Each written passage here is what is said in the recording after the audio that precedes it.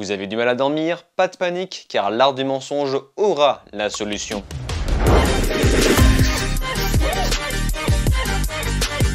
Salut à tous, c'est Vince alias Amergame et aujourd'hui on se retrouve pour vous parler du film L'Art du mensonge sorti le 1er janvier 2020.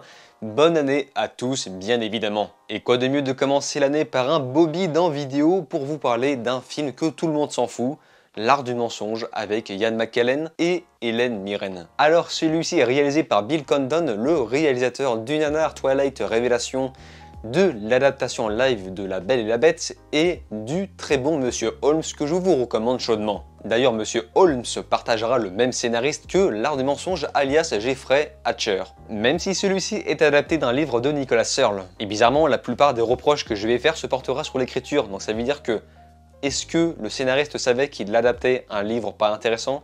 Et tous ceux qui ont lu le livre, n'hésitez pas à me donner votre avis sur cette adaptation.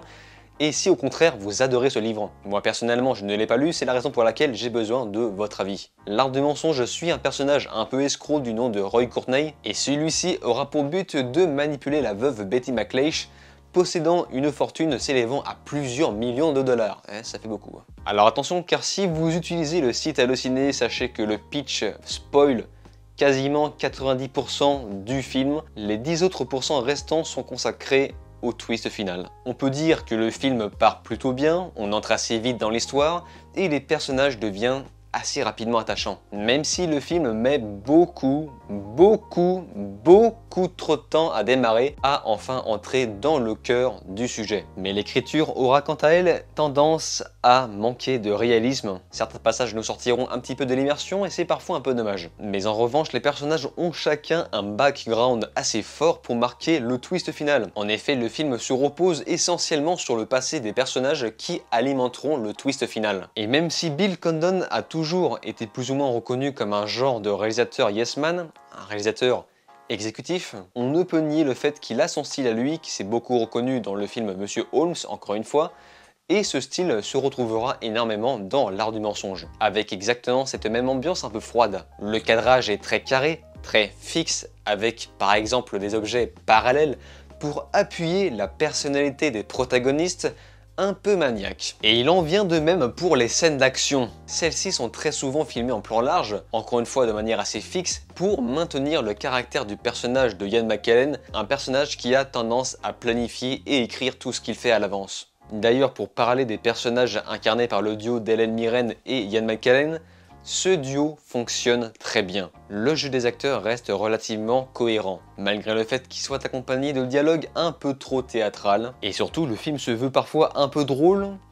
Malheureusement, toute cette partie humoristique ne fonctionne pas du tout. Je comprends le fait de vouloir mettre un petit peu d'humour noir, c'est typiquement le genre de choses qui marcherait parfaitement dans ce genre de film. Malheureusement, cette partie est très mal maîtrisée et ne fonctionne pas. Mais heureusement qu'on a une image assez travaillée, une photographie assez froide avec parfois une teinte légèrement bleutée, pour maintenir l'ambiance assez glaciale. Il faut savoir que le film a un rapport avec la Seconde Guerre mondiale, et il était important de poser ce genre de style. Et à côté, nous avons une musique plutôt sympa, mais parfois dispensable. Dispensable pour des séquences qui se veulent émouvantes, mais dont la musique n'apporte pas grand-chose. L'Art du mensonge est ce que j'appellerais un film d'un ancien temps. C'est extrêmement lent dans un monde où tout est devenu assez rapide, et encore une fois c'est la raison pour laquelle cette vidéo va bider, puisque le public ciblé est plutôt un genre de niche. Et pourtant Martin Scorsese a réussi le coche dans l'excellent The Irishman, que là pour le coup je vous recommande très fortement. Le simple fait que The Irishman propose une réalisation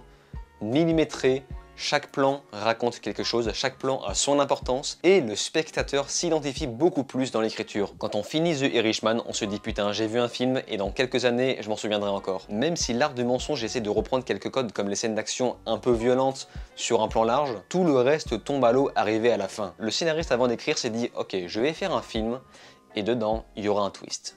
Point. En effet, celui-ci est composé d'un twist sans morale. Ce genre de thriller est un peu le même délire que Avant d'aller dormir. Oui, ces films aiment bien nous faire dormir. C'est-à-dire que dans ce film, t'as des acteurs qui marchent, qui parlent avec leur bouche, t'as de la musique des fois, à la fin t'as un twist, et c'est tout. Généralement, quand tu sors de la salle, tu oublies ce film. Et c'est le cas malheureusement de L'Art du mensonge. Ce film n'apporte absolument aucun pilier spécifique, mais en revanche, il sera doté d'une qualité assez importante. L'Art du mensonge est un très bon somnifère? Non. L'art du mensonge est un délicieux somnifère. C'est-à-dire que tu mets ce film sur une télé, dans un coin de ta pièce, voilà, tu te mets dans ton lit, tu mets ta couette, et je peux te garantir qu'en 20 minutes, tu t'endors.